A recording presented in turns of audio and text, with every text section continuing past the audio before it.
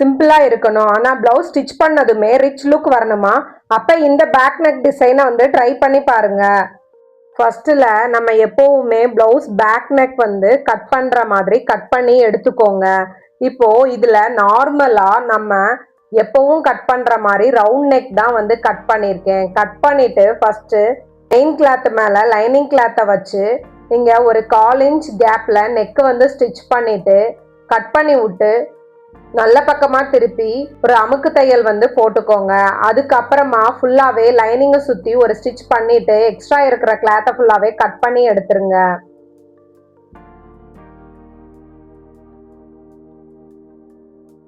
ஒரு 1/4 இன்ச் கேப்லையுமே நெக்கை சுற்றி ஸ்டிச் பண்ணிக்கோங்க. நெக் பகுதியில் 1.25 இன்ச் நான் வீடியோவில் காமிச்ச மாதிரியே ஃபுல்லாக மார்க் பண்ணுங்க. ஃபுல்லாக மார்க் பண்ணிவிட்டு நான் வீடியோவில் காமிச்ச மாதிரி ட்ரா பண்ணிக்கோங்க.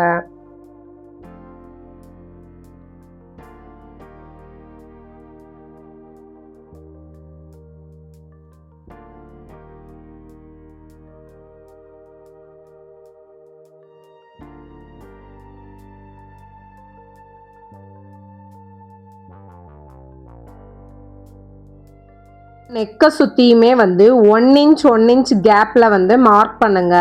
அதே மாதிரி நம்ம ட்ரா பண்ணி வச்சுருக்கோம்ல ஆல்ரெடி, அந்த லைன்லையுமே அதே மாதிரி 1 இன்ச் கேப்பில் வந்து ஃபுல்லாகவே மார்க் பண்ணிக்கோங்க. ஒரு டிஃப்ரெண்ட் தெரிகிறதுக்காக செகண்ட் லைனில் வந்து நான் ஒரு கோடு மாதிரி மார்க் பண்ணியிருக்கேன். உங்களுக்கு எப்படி பண்ணணும், நீங்கள் கரெக்டாக அளவு பார்த்துப்பீங்க அப்படின்னா ஓகே, நார்மலாக மார்க் பண்ணாலே போதுமானது.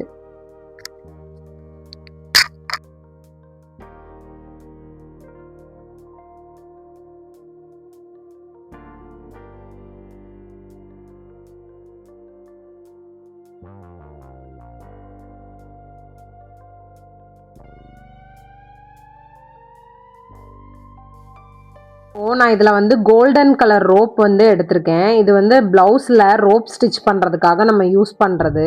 இது மேக்ஸிமம் பார்த்திங்கன்னா மீட்ரு 5 ரூபாயிலிருந்தே நம்மளுக்கு கிடைக்கும். நீங்கள் உங்களுக்கு எந்த மாதிரி, இப்போ சப்போஸ் வந்து கான்ட்ராஸ்ட் கலர்லேயே கூட நீங்கள் பண்ணுறீங்கனாலும் தாராளமாக பண்ணலாம். இப்போ நம்ம ஆல்ரெடி 1.25 இன்ச் வந்து மார்க் பண்ணியிருக்கோம். அதனால் வந்துட்டு இப்போ 2 இன்ச் வந்து இதில் நான் எடுத்துக்கிறேன். அப்போ தான் நம்மளுக்கு முன்ன பின்ன நம்ம வச்சோன்னாலும் நம்மளுக்கு வந்து கரெக்டாக இருக்கும். ஓரளவுக்கு நீங்கள் நார்மலாக கட் பண்ணிங்கனாலே கரெக்டாக இருக்கும். இல்லை எனக்கு கவுண்ட் பண்ணி தான் நான் பண்ணணுன்னா நம்ம வந்து 1 இன்ச் மார்க் பண்ணோம்ல, அதை கவுண்ட் பண்ணிவிட்டு டபுளாக இருக்கிற மாதிரி கட் பண்ணிக்கோங்க. ஓகேவா?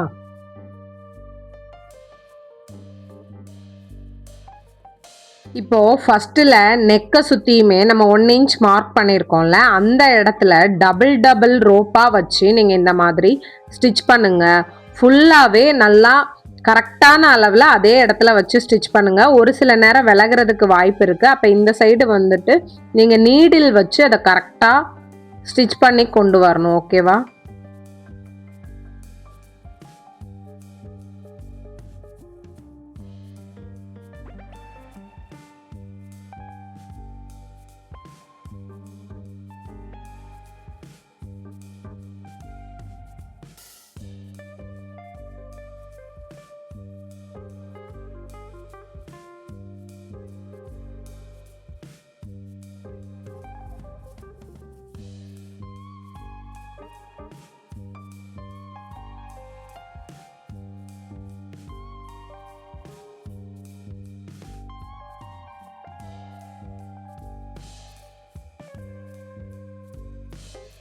இப்போது ஃபஸ்ட்டில் 2 ரோப் வச்சு நம்ம ஸ்டிச் பண்ணியிருக்கோமா.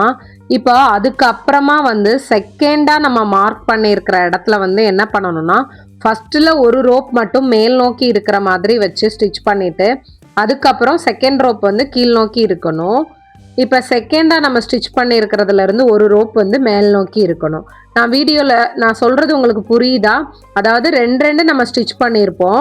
ஒன்று வந்து மேல் நோக்கி இருக்கணும், ஒன்று வந்து கீழ் நோக்கி இருக்கணும். அதை மாதிரி வச்சு நான் வீடியோவில் காமிச்சிருக்கிறேன். அதை தெளிவாக வந்து பார்த்துக்கோங்க. இந்த மாதிரி வச்சே ஃபுல்லாகவே நீங்கள் ஸ்டிச் பண்ணிக்கிட்டே வாங்க. இதை உங்களுக்கு க்ளோஸ்அப்லையும் காமிச்சிருக்கேன். ஃபுல்லாகவே இந்த மாதிரி தான் ஸ்டிச் பண்ணிக்கிட்டு வரணும். அப்போ தான் வந்து இது உங்களுக்கு ஒரு ஃப்ளவர் ஷேப்பில் இருக்கிற மாதிரியும் வந்து டிசைன் வந்து கிடைக்கும்.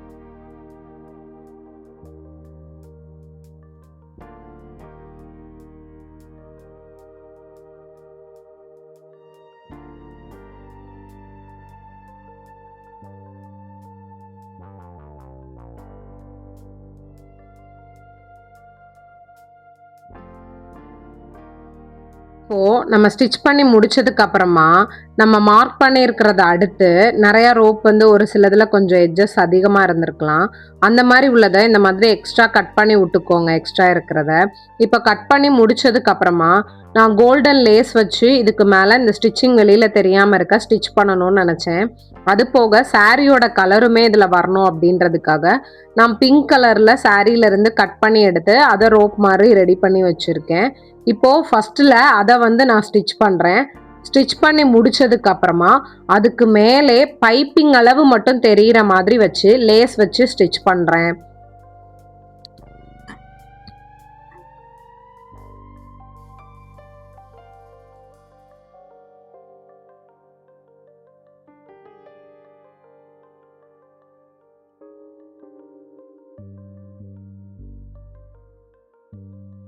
நெக்கை சுற்றியுமே வந்து நம்ம எப்படி வந்து பிங்க் கலர் ரோப் வச்சு ஸ்டிச் பண்ணிவிட்டு லேஸ் வச்சு ஸ்டிச் பண்ணமோ அதே மெத்தட்லேயே வந்து இதை ஃபுல்லாகவே ஸ்டிச் பண்ணி முடிச்சுக்கோங்க.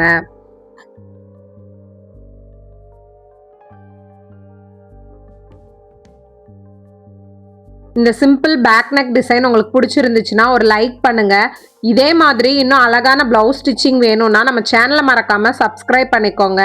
நெக்ஸ்ட் வீடியோவில் பார்க்கலாம். Bye guys.